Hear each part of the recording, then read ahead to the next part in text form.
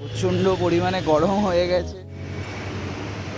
Hello everyone, welcome to my channel crazy Rahul. তো তোমরা thumbnail দেখে বুঝতেই পেরে গেছো আমরা কোথায় যাচ্ছি। তো যেহেতু লোকেশনটা অনেক দূরে, তো তাড়াতাড়ি বেরাতে হবে আমাদের। বেরাবো আমরা এবার, ব্রেকফাস্টটা করব।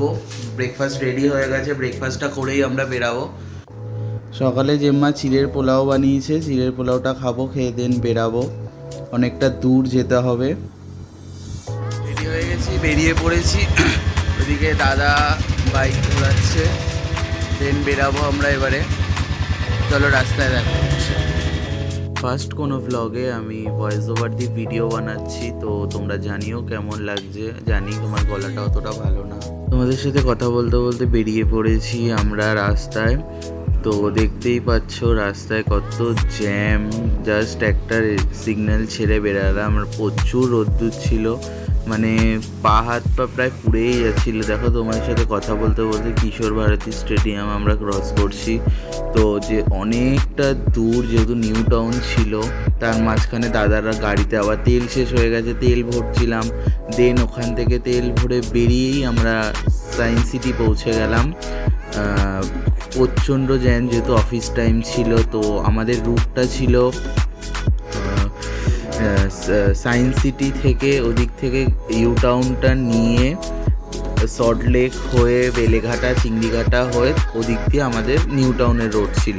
তো তোমরা দেখতেই পাবে আমরা just ITC JW Marriott cross করলাম। ক্রস করে এবার আমরা যুবভারতী ক্রীড়াঙ্গন ঢুকছি।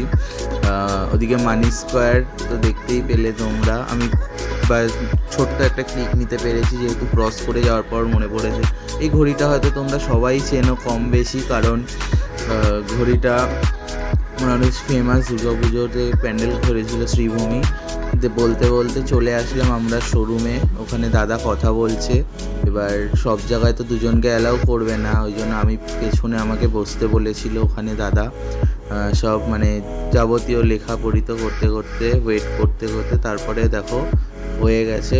ম্যাডাম ডাক দিলেন যে চলে আসো, তোমারটা কনফার্ম নিয়ে যাও এবারে। তো বক্সটা চাইছিল দাদা, দিলাম।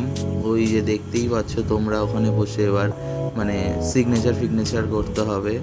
চলে এসছে দাদার ফোন। দাদা তো খুব হ্যাপি, যেহেতু ফোনটা ভেঙে গেছিল, মনটাও খারাপ। এত দামের ফোন, যেটা ফ্রি অফ কস্টে হয়ে গেল। বলতে বলতে আমরা টাটা বাই করে বেরিয়েও পড়লাম সার্ভিস সেন্টার। এবার বাড়ির দিকে যাব আমরা। তো প্রচুর রোদ্দুর বাইরে, দেখতেই পাচ্ছ প্রচণ্ড পরিমাণে গরম হয়ে গেছে। বাইকের কভারটা হাত পুড়ে যাচ্ছে রীতিমতো। যাবো কি করে জানি না, মারাত্মক গরম হয়ে গেছে। কি করব জানি না। কি করবে রিক্তি দাদা, বাইকে তো প্রচুর গরম হয়ে গেল। দাদা তো খুব হ্যাপি ছিল, ফোনটা যেহেতু এত দাম দিয়ে কেনা। দেন ফোনটা রিপেয়ার করতে অনেক টাকা লাগতো, তো যেটা ফ্রি অফ কস্ট হয়ে গেল। সব কিছু কমপ্লিট করে আমরা এবার বাড়ির দিকে রওনা দিলাম। ভিউটা দেখো জাস্ট ওয়াও, কি সুন্দর ভিউ। তো বলতে বলতে আমরা সল্টলেক স্টেডিয়াম এখন পার করব। এবার বাড়িতে চলে এসেছি। বাড়িতে এসে দেখি নিচে কাজ অলরেডি শুরু হয়ে গেছে, অনেকটা কাজ করে দিয়েছেন। নিচে একটা মানে রান্নাঘর তৈরি হচ্ছে, যেটা আপডেট আমি নেক্সট কোনো ব্লগে দেব। তো দেখতে থাকো তোমরা কেমন লাগে। নিয়ে আজকে গেছিলাম ঠিক করতে, তো একদম ঠিক হয়ে গেছে। দেখো তোমরা দেখতেই পাচ্ছ, আগে একটা লাইন ছিল, কোনো লাইন নেই এখন আর, পুরো ক্লিয়ার হয়ে গেছে। যাই হোক, ওয়ানপ্লাসের সার্ভিস খুব ভালো বলতেই হয়, কারণ দিনের দিন 2 ঘন্টা মাত্র টাইম নিয়েছে আমাদের হাতে, তারপরেই ঠিক করে দিয়েছে। তোমরা দেখতেই পাচ্ছ চোখের সামনে কি সুন্দর ডিসপ্লে।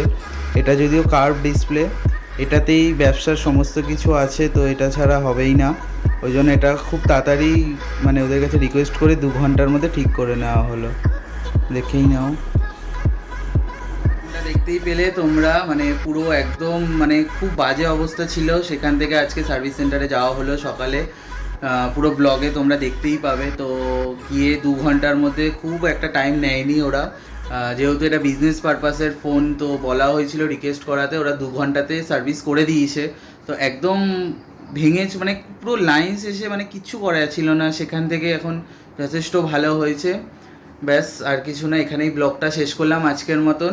দেখা হচ্ছে নেক্সট কোনো ব্লগে। তো অবশ্যই মনে করে লাইক কমেন্ট শেয়ারটা করে দিও। টাটা, দেখা হচ্ছে নেক্সট কোনো ব্লগ।